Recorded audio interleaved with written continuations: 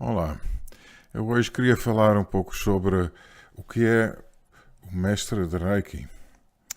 O termo mestre foi introduzido no Reiki mais pelos americanos, ou primeira vez pela Takata, quando ela trouxe o Reiki do Japão para a América, e é uma interpretação do termo sensei que tinha sido utilizado no Japão até os tempos de Hayashi e depois. Sensei quer dizer professor e é no nosso, na nossa cultura um bocado diferente do que um mestre. Um mestre dá-nos pensar também em os mestres ascensos, por exemplo, ou mestres budistas, mestres de yoga, mestres que atingiram um alto nível de iluminação e de maturação espiritual. No contexto do Reiki, eu achei o termo mestre um pouco exagerado, porque faz-me pensar nestas figuras altamente iluminadas e avançadas, e eu nunca me considerei, nem agora, 20 anos depois da minha primeira iniciação, um mestre nesse sentido. Eu sou uma pessoa que trabalha os 5 princípios do Reiki, pratico diariamente e espero que estou a evoluir com isto tudo. Considero-me mais um professor, uma pessoa que dá instrução, um sensei, portanto. Quando então falamos do, na minha opinião, o único mestre de Reiki, o mestre Usui, vemos uma pessoa muito dedicada, uma pessoa que se submeteu a disciplinas espirituais e práticas rigorosas que poucos de nós podem igualar. Depois do mestre Usui, seguiram outros mestres, os seus alunos, entre eles o Hayashi, Eguchi e muitos outros cujos nomes já se perderam na história. Estas pessoas, todos em conjunto, começaram a construir o que chamamos uma linhagem. Uma linhagem é uma prática budista, hinduísta, asiática em geral, que tem como objetivo garantir a qualidade do ensinamento. Uma linhagem não serve para se gabar do seu mestre, como no Ocidente às vezes acontece, mas é simplesmente uma garantia de qualidade. O mestre tem uma função importante, especialmente dentro do sistema Reiki, mas também noutros sistemas como o Aikido, Judo e outras artes marciais, dentro do Qigong, Tai Chi e também o Yoga. O mestre introduz o aluno a um ensinamento específico e verifica também a evolução do seu aluno dentro desta matéria, verifica, como qualquer professor, o avanço do aluno com as técnicas, práticas, ensinamentos, etc., que ele os ensina. E, por vezes, também o mestre recorre a uma espécie de prática iniciatória. Esta iniciação, sintonização, como também é conhecido no Reiki, serve para autorizar o aluno a praticar aquilo que aprendeu e, de certa maneira, estabelece uma relação energética entre ele e o aluno.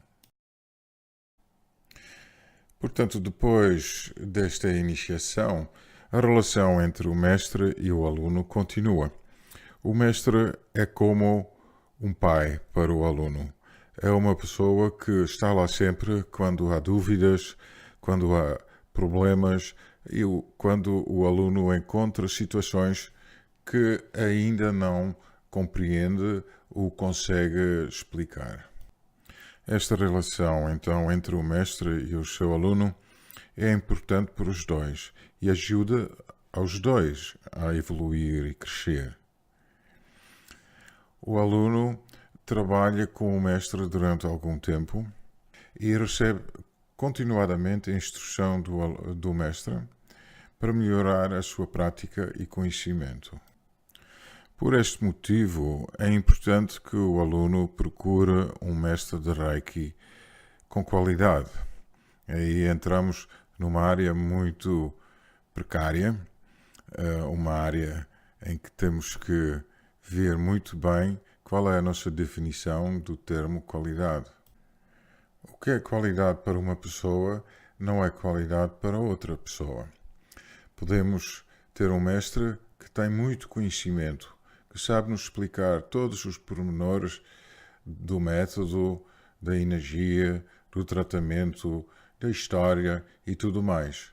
Mas nós não conseguimos conectar com ele, porque existe um fator que podemos chamar pessoal na relação com o mestre. Uma espécie de empatia. E esta relação empática é muito importante, porque muito do conhecimento que passa do mestre para o aluno é passado neste nível, no nível empático. Às vezes podemos também chamar aquilo o nível energético, o contacto entre as auras dos dois. No entanto, devemos procurar certas qualidades num mestre de Reiki e podemos, e até devemos, esperar por algumas qualidades específicas num bom mestre de Reiki. Eu posso juntar estas qualidades todas simplesmente na prática dos 5 princípios de Reiki. Ou seja, o mestre de Reiki tem que viver aquilo que está a ensinar.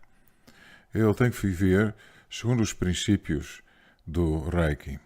Ele tem que ser uma pessoa honesta, uma pessoa calma, atenta, uma pessoa humilde, uma pessoa que gosta do seu trabalho e gosta dos seus alunos, que não tem a necessidade de desenvolver o seu ego através do seu ensino ou pela admiração que eventualmente recebe dos seus alunos. Portanto, ser um bom mestre de Reiki é tão difícil como ser um bom aluno de Reiki. Portanto, devemos escolher bem o nosso mestre de Reiki, porque vai ser uma pessoa importante na nossa vida. Ele ou ela devia ser um guia para nós. Alguém que já percorreu o caminho que nós pretendemos trilhar agora. Podemos fazer todo tipo de perguntas quanto à sua linhagem, os seus mestres, a sua filosofia de vida. Também perguntar pelo conteúdo das suas aulas, a duração, manuais e certificados e preços. Também é importante saber se o mestre organiza encontros com os seus alunos de pós-formação e de prática do método. E também podemos simplesmente falar com os seus antigos alunos sobre o que eles acham do seu mestre. Um verdadeiro mestre é alguém que reconhece que também está no caminho da evolução espiritual. E é alguém que vive aquilo que diz.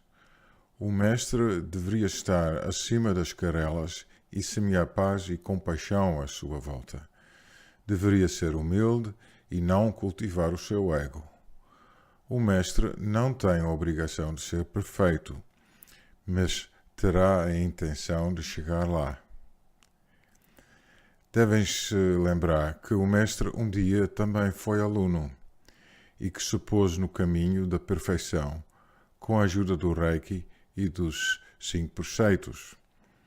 Assim, também você podia se tornar um mestre um dia.